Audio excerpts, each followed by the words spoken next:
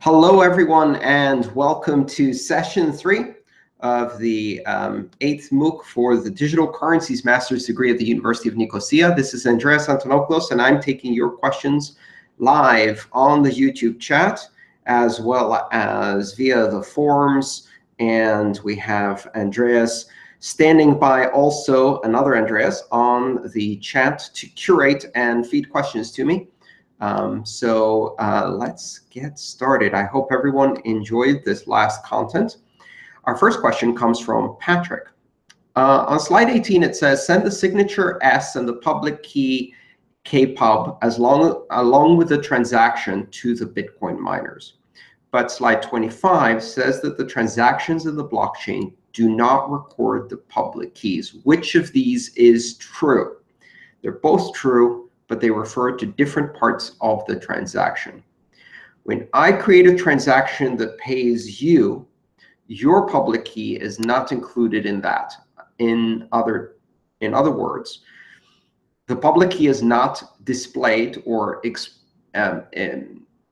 expressed, or rather presented, in the output. In the output, there is a special script called a pay to public key hash.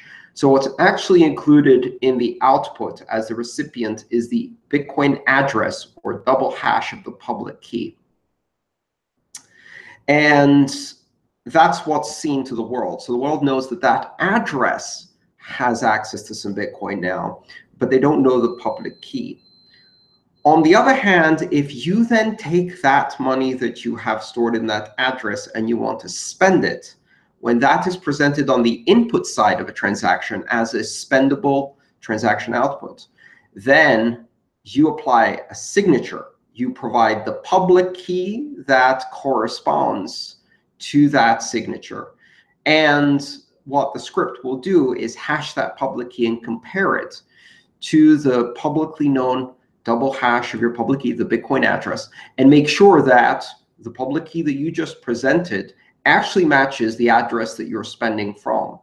And then it will check to see that the signature actually signs that part of the transaction, and then you can spend. So when you receive Bitcoin, your public key of the recipient is not in the blockchain. Only the address is known at that time, which means that long-term holdings of Bitcoin on the chain do not contain public keys. Only when those holdings are spent, as long as you haven't spent from the same address, only then does the public key get presented. So you present the public key on spending, which leads to another important safety feature in Bitcoin, which is if you do not reuse addresses, if you use a wallet that is well configured, protect your privacy, and also has good security, it will not reuse an address. Your address from which you're paying your Bitcoin will be spent completely, and a new change address will be created, and a new payment will be sent out. And then next time, that change address will be spent completely, perhaps, or some other UTXO connected to some other address managed by your wallet will be spent. It will be emptied completely. That way, when your public key is presented at the same time that it is on the blockchain, once it's confirmed, the money is also no longer protected by that public-private key combination because there is no money in that address anymore. So you can move on. We'll see why that's important in the next section. Dan asks, why does Bitcoin use elliptic curve digital signature algorithm, ECDSA, to derive the public key from the private key, instead of using, for example, SHA-256 or RIPE-MD, which is already using elsewhere? Are ECDSA or RIPE-MD 160 also points of failure for Bitcoin? Let's answer the first question. So SHA-256 and RIPE-MD 160 are not signature algorithms. They are fingerprint or hash algorithms. Given a known piece of data, that will produce a fingerprint for that data. Now, you could potentially do that and use some kind of hashing algorithm to do something very similar to what a signature does, but it has some important disadvantages compared to a signature. If you use the ECDSA algorithm correctly, then signing obviously does not reveal your private key. And every time you do a signature, all that's revealed is your public key. And a signature that's based on a random number in the private key, such that the private key is not revealed. You can't actually do that with SHA-256 or RIPE-MD. If you use a hash, then the first time you prove the ownership of the secret that's underneath the hash, that secret is known to everyone. So the difference between those two is that ECDSA has two constraints. One, it's not possible to derive the private key from the public key. Just like with SHA-256, it's not possible to derive the pre-image from the hash. So that capability is the same. But the other capability that it offers is an asymmetric trapdoor function, where multiplication in the elliptic curve cannot be reversed and produce division. Division is impossible. As a result, because of that trapdoor function, you can multiply your private key with a special number, produce a public key, produce a signature, such the signature can validate it against the public key without revealing your private key. And in fact, revealing your private key is as hard as brute forcing your private key. That's the guarantee it provides. So that trapdoor function, the impossibility of reversing multiplication or doing division in the elliptic curve domain, is why we use that as a signing algorithm. The same kind of trapdoor function exists in the RSA signature, which uses prime number multiplication, and many other functions, really. But the best balance between security and space needed and various other characteristics is the elliptic curve digital signature algorithm at the moment. So hash functions play a very different role. They provide fingerprints, and as such, they don't have some of the characteristics you need for digital signatures. Sebastian asks, why is public key ownership must be hidden? Who's the owner of that Bitcoin?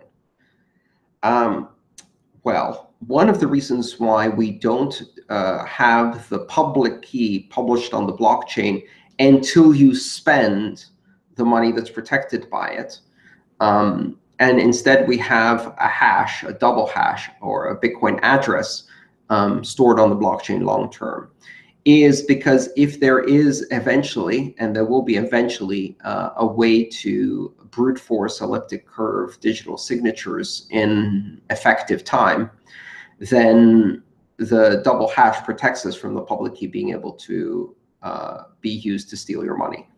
So the relationship between public and private keys, which depends on elliptic curve math, and the relationship between a hash and its preimage, which depends on the permutations that are used within a digital fingerprint algorithm, those are two completely different classes of algorithms. That gives us a layer of abstraction and also a layer of future-proofing Bitcoin. For example, quantum computing might be able to factorize elliptic curve very effectively, and essentially be able to take a public key and derive the private key in non-brute force time, in effective time. But at the same time, there aren't some good quantum computing algorithms for finding the pre-image to SHA-256.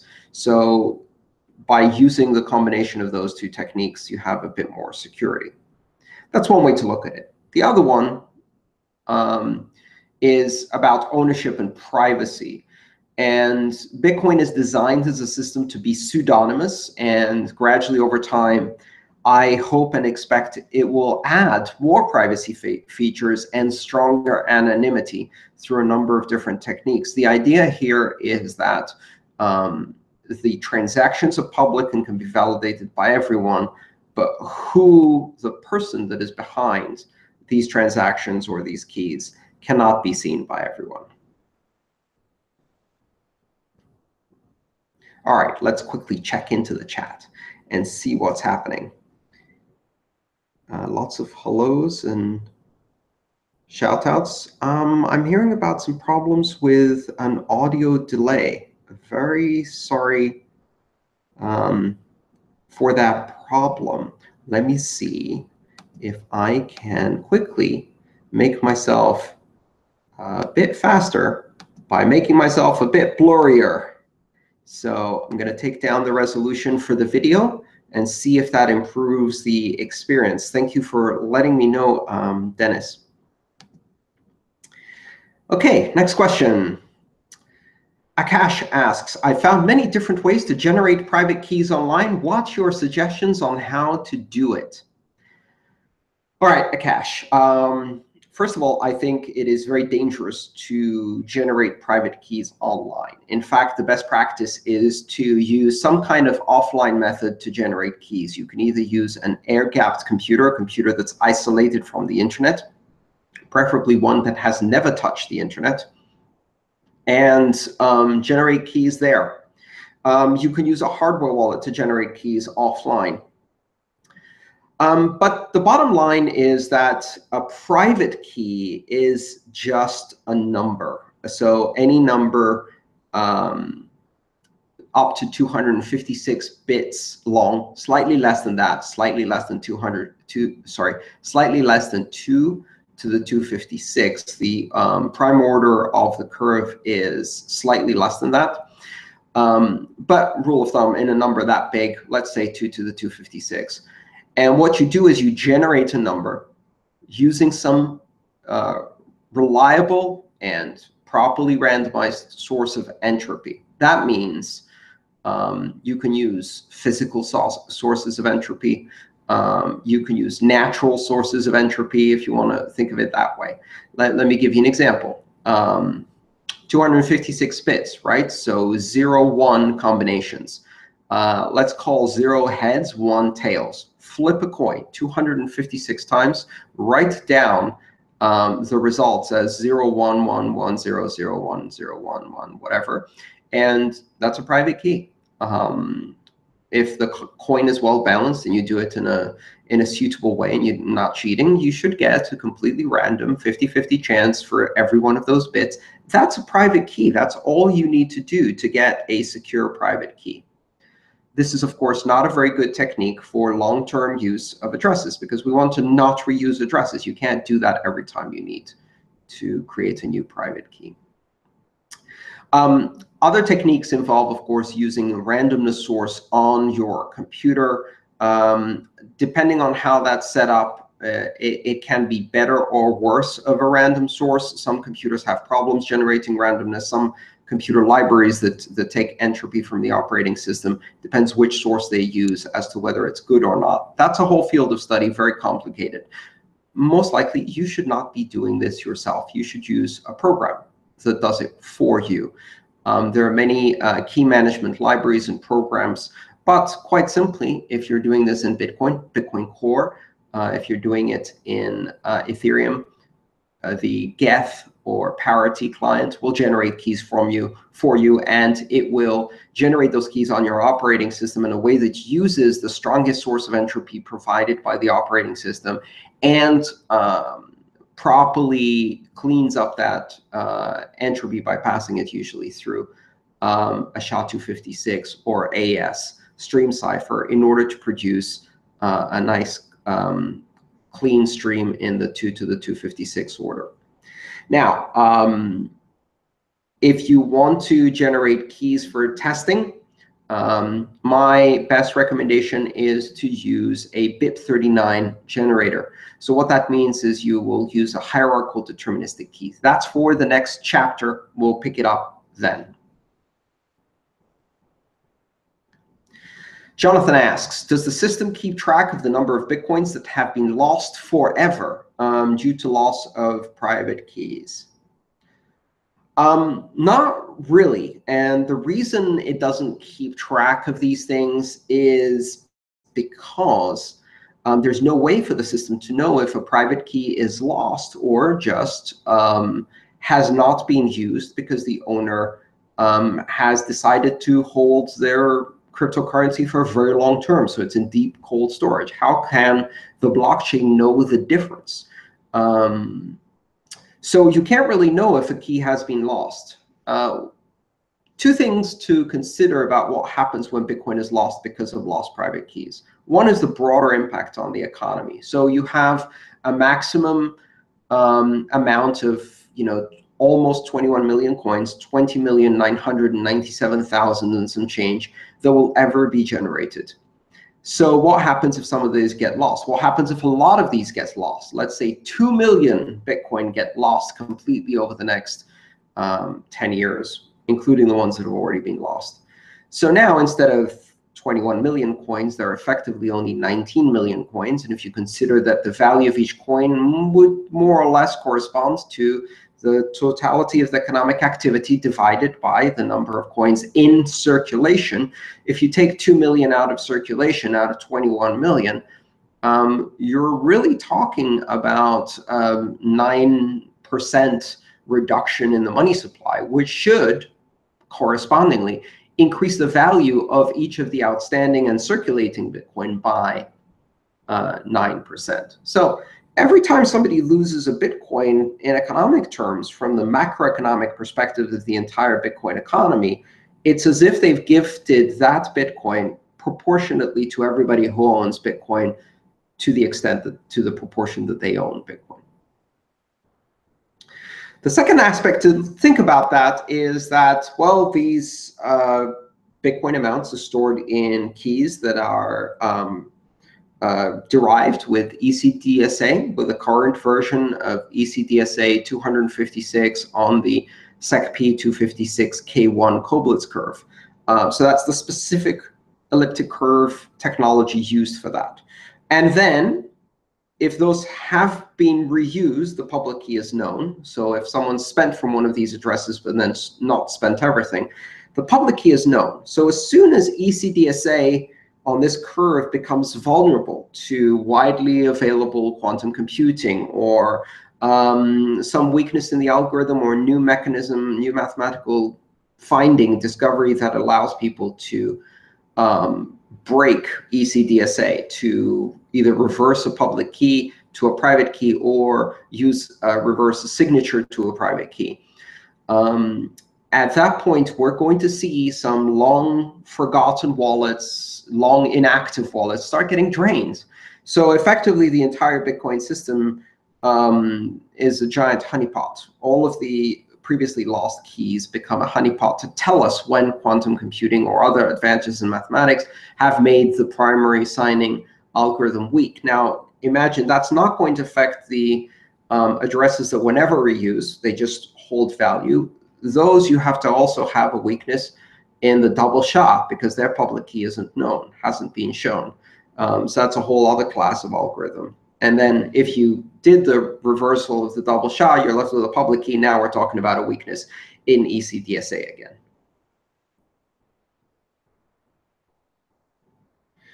So Torsten asks about a transaction with 3 inputs and 1 outputs, referred to on slide 31.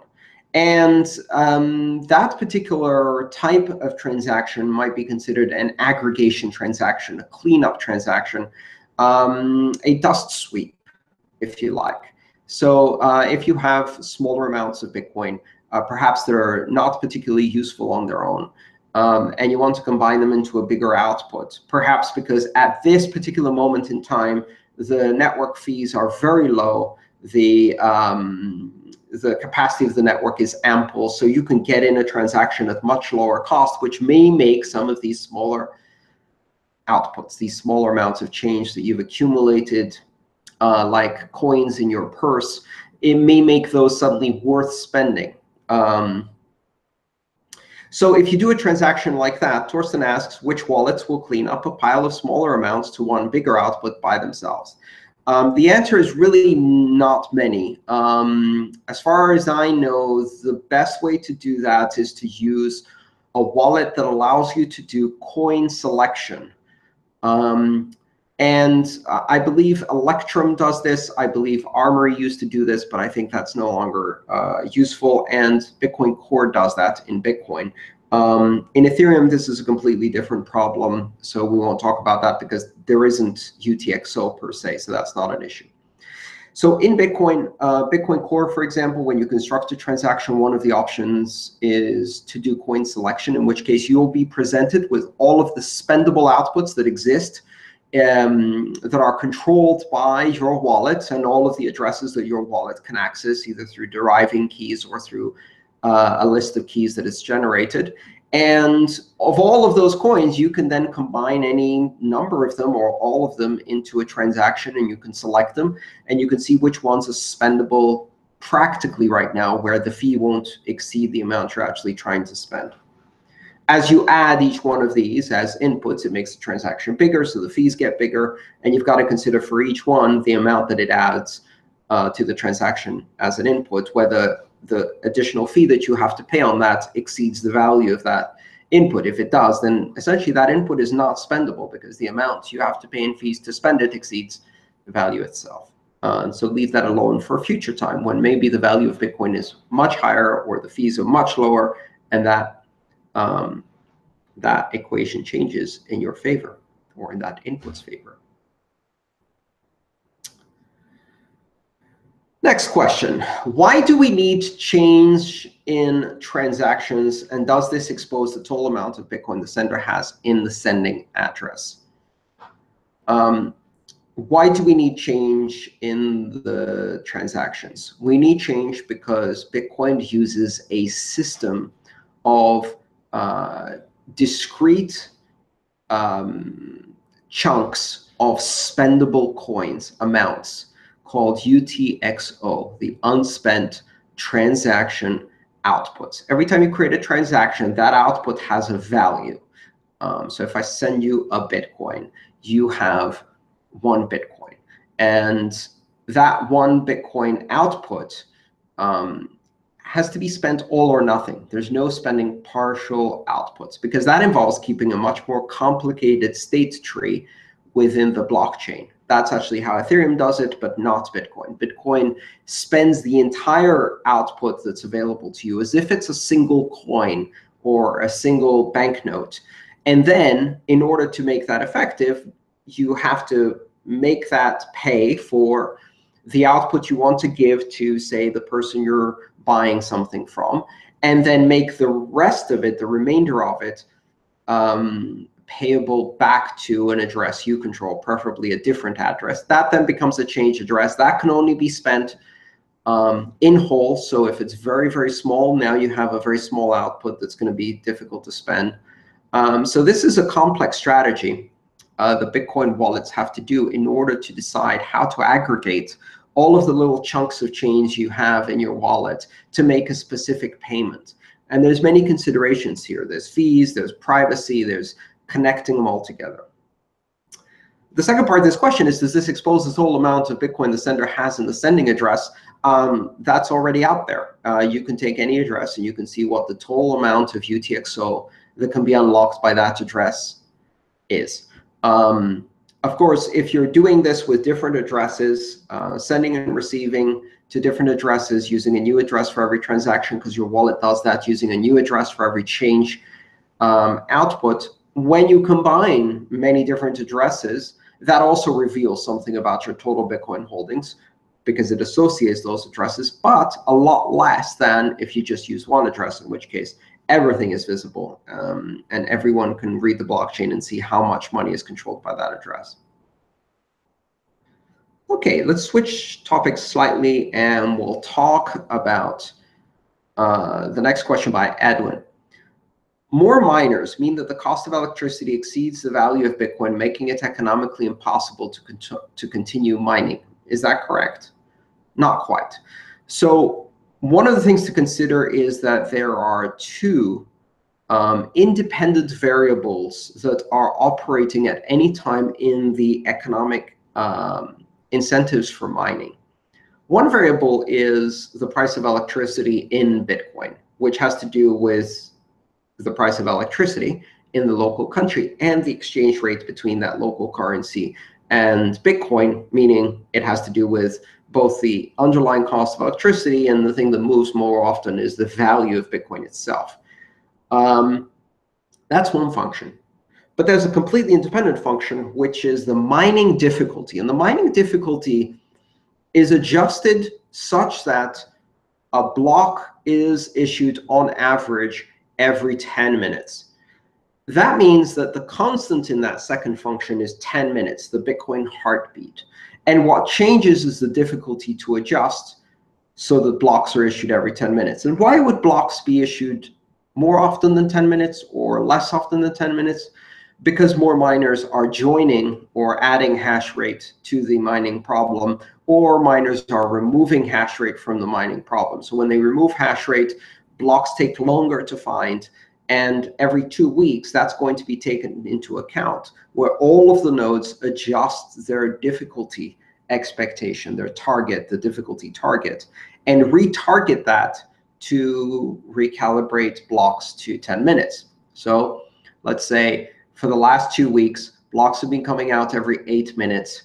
Apparently 20% more hashing power was added to the network, and as a result, the block time has gone down by 20%.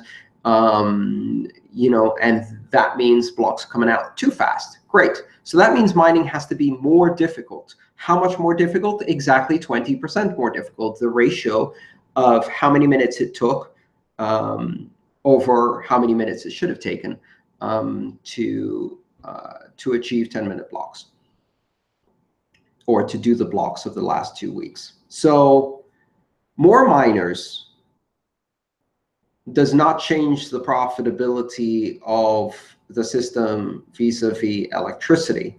But what it does change is the difficulty. So as they add hash rate, the difficulty goes up. And with more competition, that also means slightly lower profit margins. Does it become economically impossible to continue mining? No, because as it gets closer to becoming economically impossible to continue mining, the least efficient miners out there turn off the equipment that is no longer profitable. By doing so, they reduce the hash rate available to the network, which leads to longer blocks, which 2 weeks later leads to lower difficulty, which makes more mining profitable again. And as a result, mining profitability will converge to zero or near zero on average, but that means within the range of profitability. Some miners are going to be quite profitable at that difficulty level, and some miners are no longer going to be profitable, and that drives this competitive spirit within the industry. It drives the equipment refresh and the competition between mining platforms, mining pools, and mining farms. Patrick asks, how is a transaction fee calculated? Is it the fixed percentage of the amount of money sent across? No. And this is probably one of the hardest things to explain about Bitcoin, because it seems so strange, because Bitcoin does not charge a fee. And you'll hear it discussed in both ways. On the one hand, people will say, oh, I can send $1 million and still only pay $1 in fees. That seems like really cheap. But the same size transaction means that I have to pay $1 in fees to send $1 in Bitcoin. That seems very expensive. And of course, in both cases, what you're paying for is the weight of the transaction and the resources it takes to validate, process, transmit, store, mine that transaction. So you're paying essentially for the resources consumed by the network. Now, what do I mean when I say weight? In this particular case, what that means is the size of the transaction. As a simple rule of thumb, it means the size of the transaction in bytes. But it's not quite that simple, because the weighting of transactions also takes into consideration a different evaluation for the signature information or witness, and a different one for the base transaction. This is part of the new weight calculation under segregated witness. Again, perhaps for another chapter. Bottom line, it depends how heavy your transaction is. And a transaction gets more heavy if it has more UTXO in it, or more complex signatures or scripts in it. If you're just doing straightforward payments with a 1 Bitcoin address, a Bitcoin address that starts with a 1, from a similar Bitcoin address, you're going to have simple scripts, no multi-signature, no time locks, no things like that. And then it depends purely on the number of UTXO, the number of transaction outputs that you are including or spending in this transaction. So the number of inputs in the transaction, basically, is what determines the weight of that transaction in kilobytes or bytes. So an average transaction, your average transaction being one that has 1 input, some amount of Bitcoin is being spent, 1 output, that's the payment you're making, and 1 more output, that's the change. So 1 input, 2 outputs, second output is change, or one of the outputs is change. That's a pretty standard Bitcoin transaction. The most common one, that's 226 bytes. And the fee will be calculated based on the prevailing fee on the network at the time, meaning look back historically at what kind of transactions we're getting in and at what cost per byte, and then calculate a fee that you think will get you into the queue. Will get you past the queue and into the block. So your wallet does this automatically. Many wallets do it poorly. Some do it better than others. And you can see some examples of how that calculation is done on sites like bitcoinfees.21.co and other sites like that, which show you an estimated Bitcoin fee. And here's the example that I think might make it easier to understand. Let's say I want to send $20 to my aunt for her birthday through the postal service. Kids, don't send money through the postal service. You're not supposed to do that. But let's say I do. I could take a $20 bill. I could put it in an envelope, and I can send that for the base rate of postage. It's extremely light, and it will go first class, boom, get there in a few days or weeks, depending on where you live. And I'll pay the minimum amount of a fixed stamp for that envelope. Now, let's say I wanted to send $20, but instead of sending it as a $20 bill, I sent my aunt 2,000 pennies in a box. Now, 2,000 pennies weigh a hell of a lot more than a $20 bill. And I put them in a box, and I go to the post office, and the post office weighs this box and tells me that I have to pay, I don't know, $12 to send it. And I'm like, that's ridiculous. Last week, I sent $20 for just 40 cents. This week, you're asking me to pay $12 to send $20 to my aunt? That's ridiculous. And the post office will say, I'm sorry, sir, but we don't bill based on the value of the package. We bill you based on its weight. That's Bitcoin in a nutshell. Alfred asks, where did the first Bitcoin come from?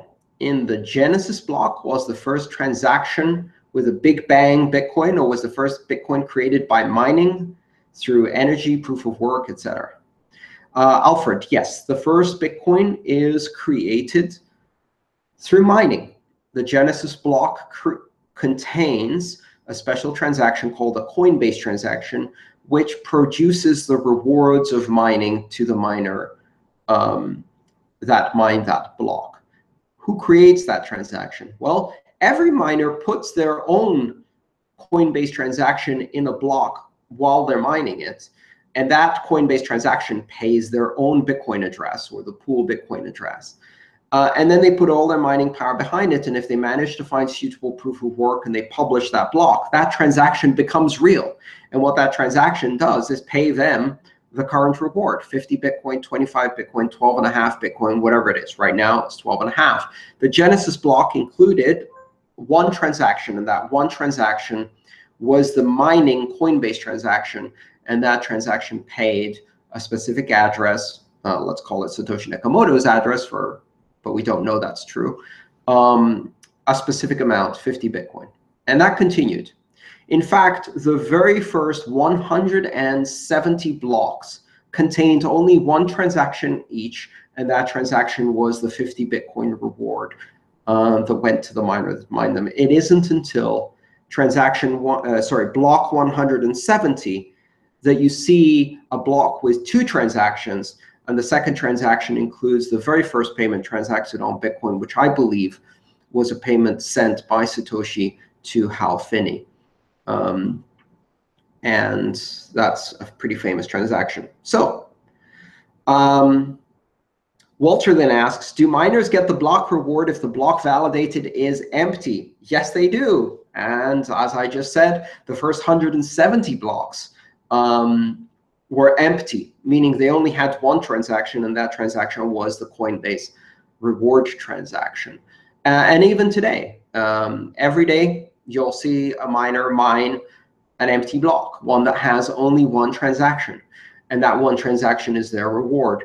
They're losing out on adding more transactions and earning fees from those transactions, and the fees can be quite significant.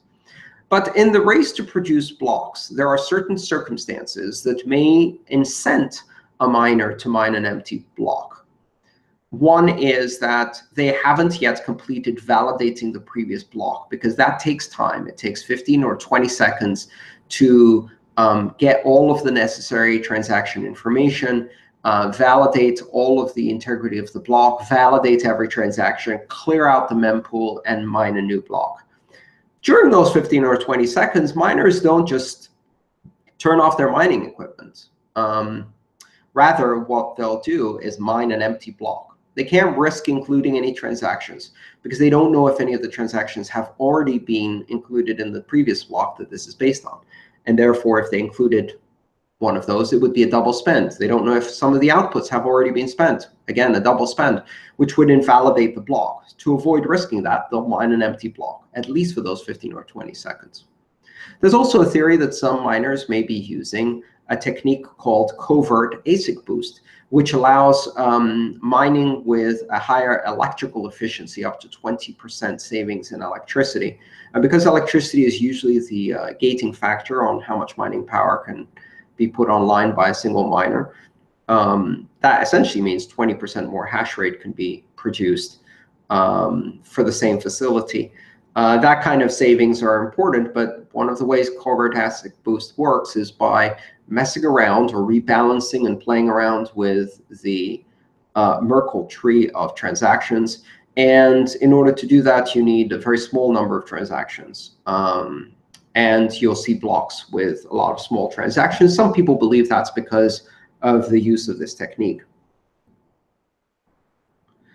All right, let's go over to the chat, see what's happening.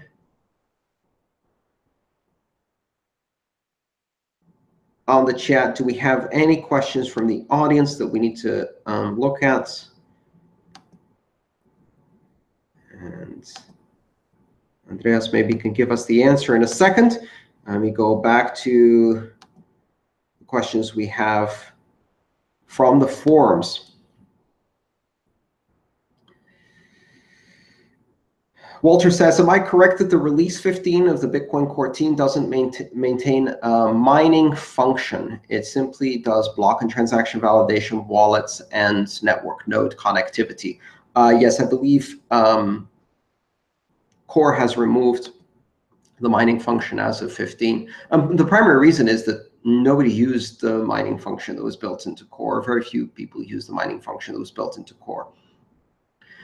That's a reference implementation that is useful, but most of the mining software is customized for the specific type of USB-based, usually mining equipment that is connected, or network-based mining equipment that is connected to a Bitcoin Core node. And they will use a Bitcoin node, perhaps Core, perhaps something else to mine with, but they will use it via the RPC interface as a backend to be able to validate, propagate, receive blocks and transactions. The actual mining, the software that decides how to sequence transactions into the new block, how long to make that block, and then produces the proof of work by sending that information to the mining equipment.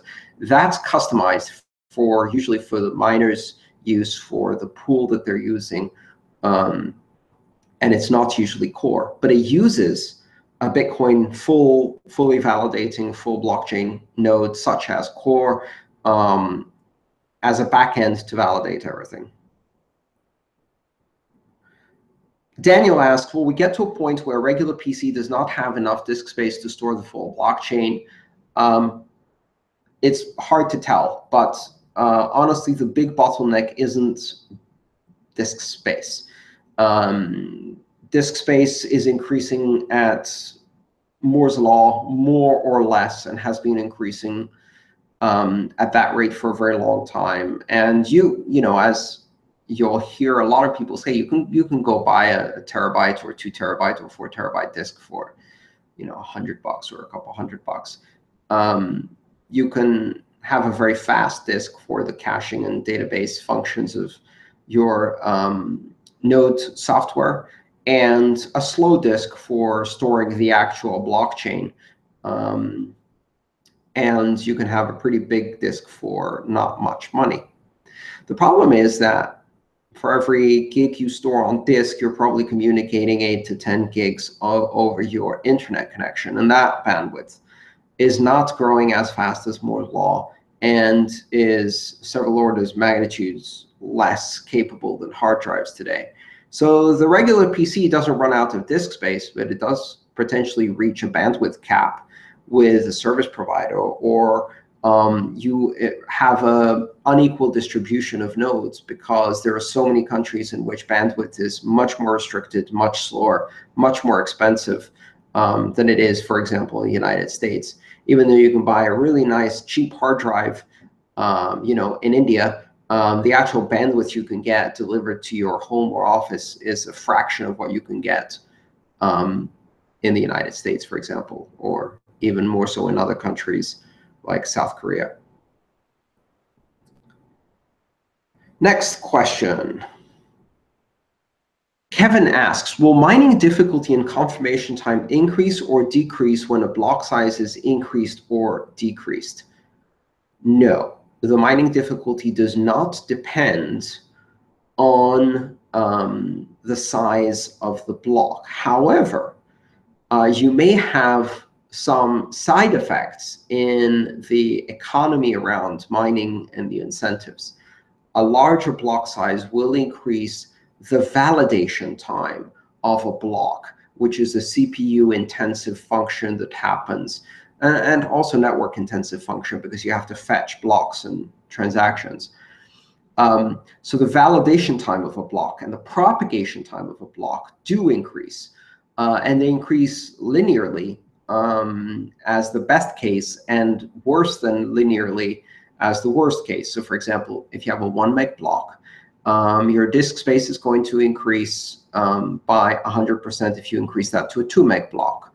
But your bandwidth is going to go from 8 meg to 16 meg, perhaps, because you're propagating that same block 8 times across the network. And it depends how well optimized the network software is to do that. In addition to that, you're looking at the time it takes to validate all the transactions, which again is at best a linear time. At worst, it becomes a quadratic time.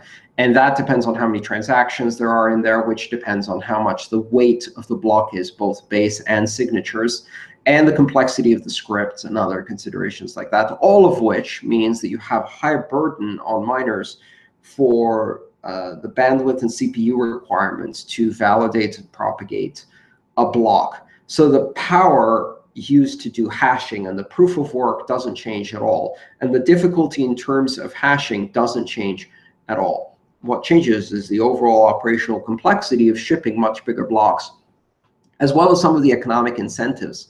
You know, how fast you can propagate a block affects what you mine next.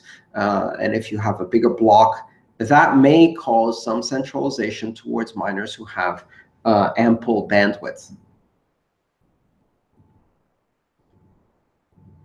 Are people running Bitcoin Core or Ethereum Geth or whatever full node on their laptop verifying each transaction before saving it, or are they just saving a copy of the mining node's ledger without any computational power spent?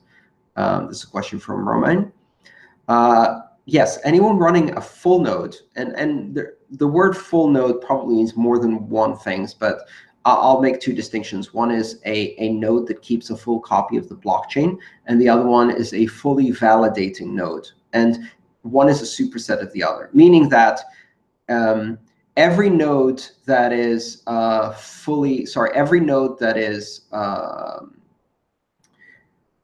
every node can be a fully validating node, even if it's not keeping a full copy of the blockchain. You can have a pruned copy of the blockchain, but you're still validating every transaction that comes in. You can also have a node that isn't validating everything, for example, by enabling certain options to skip forward to certain checkpoints, which will speed up your initial block download, or IBD as it's known. But then you keep a full blockchain and you fully validate from a certain point in time forward. Every node, unless it's a lightweight or simple payment verification node, is doing full validation of all blocks and all transactions in exactly the same way that miners are doing. And this provides a certain level of control over what gets propagated in the network. So not only do these full nodes not save transactions and blocks locally, but they also don't propagate them to other nodes on the network unless they first validated them. And they also do not remain connected to nodes that are propagating incorrect transactions and blocks. They will forcibly disconnect them and ban them from reconnecting. So the integrity of the network and the ability to ensure that the information propagated across the network matches the consensus rules is maintained by fully validating nodes around the world. OK, that completes all of the questions we have from the forums. Let's see what other questions. Fergus says, I had a question on the forum regarding hoarding of Bitcoin addresses. Could it be done? No, it can't be done because producing all Bitcoin addresses that could possibly exist is the same as producing all private keys and public keys, more or less the same. It's a brute force attack. And the address space for Bitcoin addresses is 80 bytes, which is a pretty big address space. Sorry, did I say 80 bytes? I meant 80 bits.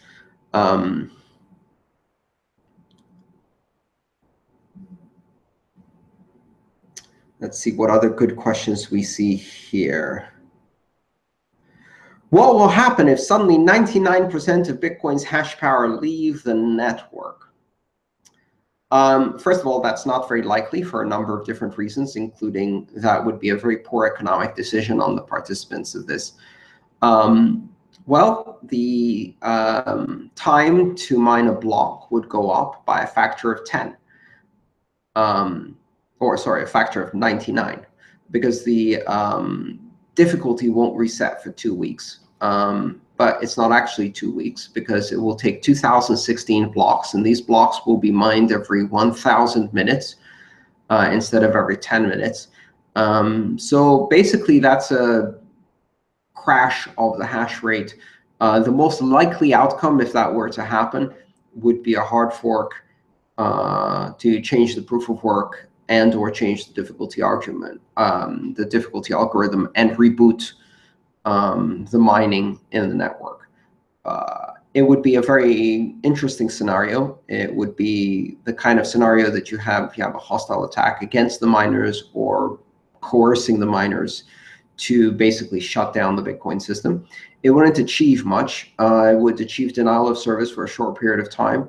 In my opinion, the most likely outcome of that would be that Bitcoin would switch to a GPU suitable mining algorithm, draining away hashing power from all of the GPU mined other cryptocurrencies out there, as miners find it much more profitable to mine on Bitcoin after that fork, and switch their GPUs from all of the other cryptocurrencies they're mining to mining Bitcoin, which then creates a hash rate problem in the other networks.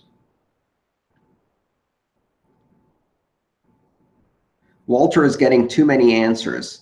Yes, that's because Walter did a lot of work to ask many good questions.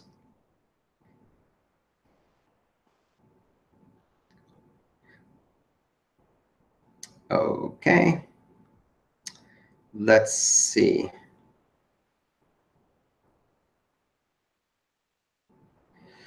Nigel asks, is it possible to know which number a particular Bitcoin is? Is it possible to tell a certain Bitcoin is 100th Bitcoin issued?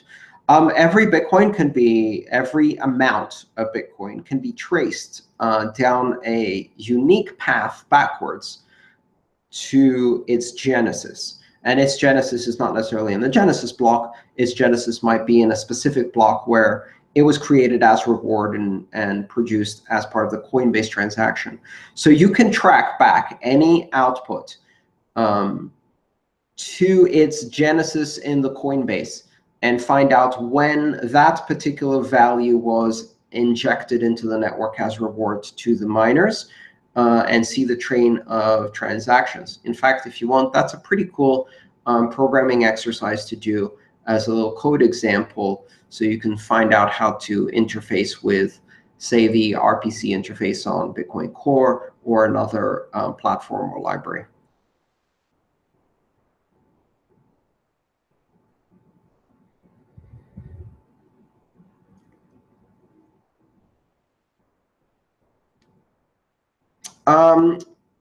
Iskandar asks, what do I think about cloud mining pools, and is it a good cheap option for those who want to start mining? I would caution all of you to be very careful with the concept of cloud mining.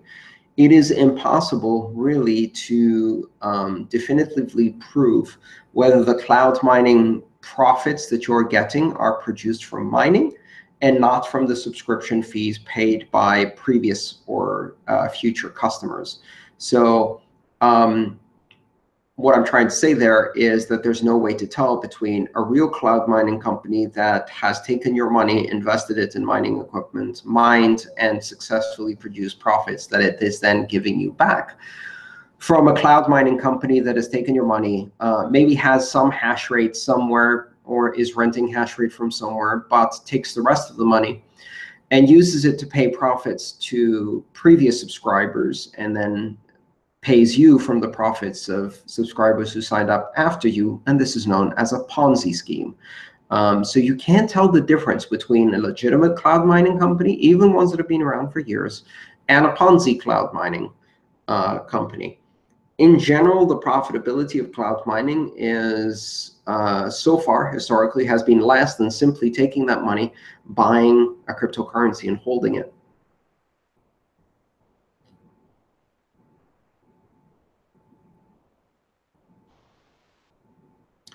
Eamon asks, is a good question determined by a central authority or by consensus?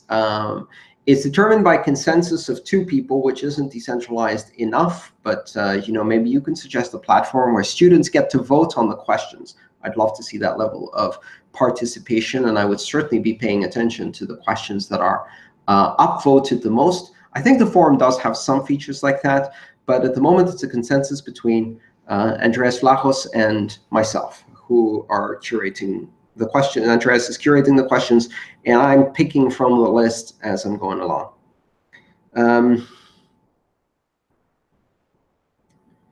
Very good. I think we've actually covered most of. Let's got a few more. Yanis asks, at the current hash rate or current difficulty, can a CPU or GPU user mine a block, or will she be overcome at all time? So theoretically, you can mine a block on paper. You could, SHA-256 is a series of additions and substitutions. You can do that on paper. In fact, I've seen somebody who did that by hand. There's a video on YouTube about it. Now, it's very, very slow. It's going to take you minutes to do a single hash. And you can do that all the way up to CPU, GPU, FPGA, and older ASICs. And what you're going to find with all of those, there is a non-zero probability that the very first time you put in a random nonce and do this calculation by hand, and it takes you a minute, you happen to find a proof of work that beats everybody else on the network, inject that, and earn 12.5 Bitcoin. There is a non-zero possibility of that happening. There is a greater possibility of, as you are doing the calculation, a Sharknado breaking through your window, and as it's biting you, you get hit by lightning. So non-zero, both cases, but close that window. This Sharknado is out there. If you're going to be doing hashing by hand, you are expecting a level of probability that could be dangerous, a dangerous affront to the universe. Let's see. Saki has another question. If the difficulty is lower by 20%, the next period, should the difficulty increase by 20% only, or 40% to make up for the 80% previously and keep the average at 10 minutes? The difficulty can move up or down in any direction to keep that metric static. So let me be specific how this works. On the 2016th block mined, and every 2016 blocks thereafter, before that block is mined, the network, after that block is mined, the network knows the next block will have a new difficulty target, or must satisfy a new difficulty target. It therefore calculates, and when I say it, I mean every node, every computer, yours included, runs the exact same calculation over the exact same data, which will assure that they all arrive at the exact same answer. And the way they do this is by looking at the previous 2016 blocks and looking at the timestamps between them and adding up all of the time expressed in those blocks. That time, which is effectively the time of 2016 blocks summed together, should be 20,160 minutes, 10 minutes each. And if the sum isn't 20,160, it will be adjusted. In fact, the way it's adjusted is new difficulty equals all difficulty times the ratio of the time it should have taken, the time it did take. And that means that it can adjust down or up, and does so every 2016 blocks. Here's the thing. This is a trailing average. So as a result, if the network speeds up a lot in the last 3 days, it's not going to move the average by much, which means that when that calculation happens, it may actually not be able to reset the difficulty effectively or closely enough to the actual hashing rate. It's a delayed average. And as a result, you may have periods where the hash rate consistently exceeds the difficulty. And the difficulty target is consistently low, meaning that blocks are generated in under 10 minutes. In fact, we had almost a 3 or 4 year period where the increase in hash rate week to week was so big that the difficulty was always lagging slightly behind. There is a limit. The limit is a factor of 4. So the difficulty can only drop 75% or increase 400%. So it can only drop by a factor of 4 or increase by a factor of 4. And that's to prevent radical changes. Now, let's say the difficulty drops by a factor of 4, but the hash rate drops by a factor of 5. You're going to get another 2016 slow blocks that are going to be off by that fraction. And then in the next retargeting, it will get closer and closer and closer to recapturing that 10-minute.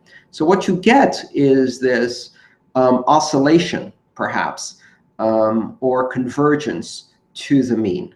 And it's a bit like the way cruise control works in your car. It doesn't always stay right on the dot, but will eventually converge to what you're trying to do.